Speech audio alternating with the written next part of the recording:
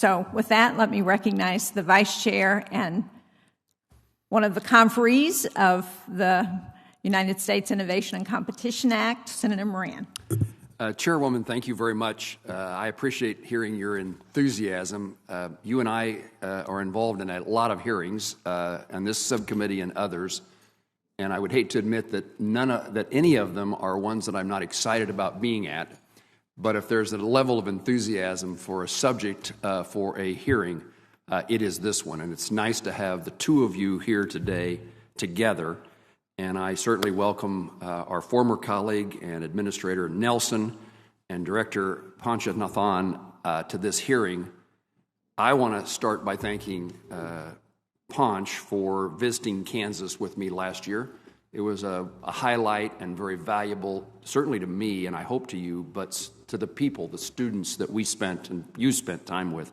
And I'm very grateful for that. And Senator Nelson, you are relentless, maybe an overstatement, but not far, relentless in your willingness, stated willingness to come to Kansas.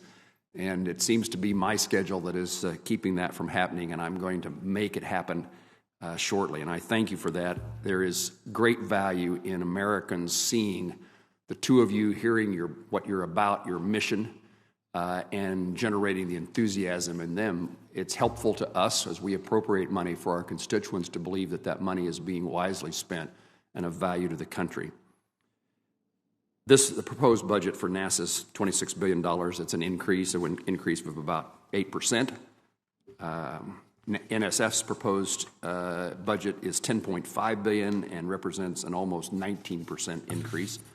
I am pleased to be a conferee on USICA, and I hope that we have success in reaching an agreement so that that legislation can become law.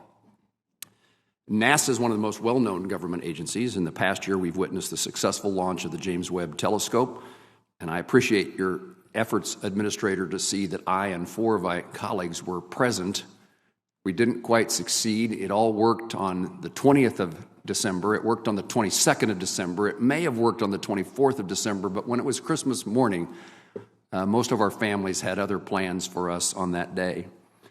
But in addition to the James Webb Telescope, it was a year of research and science on Mars, from perseverance and ingenuity, and we are eagerly awaiting Artemis 1 launch that signifies our first step toward returning American astronauts, and in this case, a woman to the moon.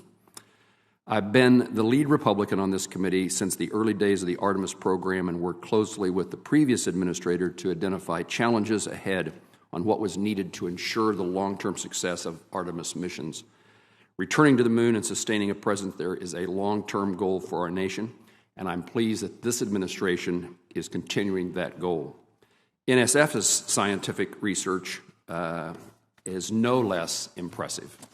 In Kansas alone, you can go from a lab studying plant genomics to studying Arctic and Antarctic ice without leaving the state and even without leaving the campus. We cannot rest upon our past successes, however. There is significant competition across the globe to be the nation that unlocks the knowledge and discoveries that will drive economic growth and success.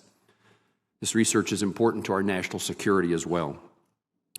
We see that competition is focused from investments by other nations, but also from incentivizing the unlawful transfer of intellectual property.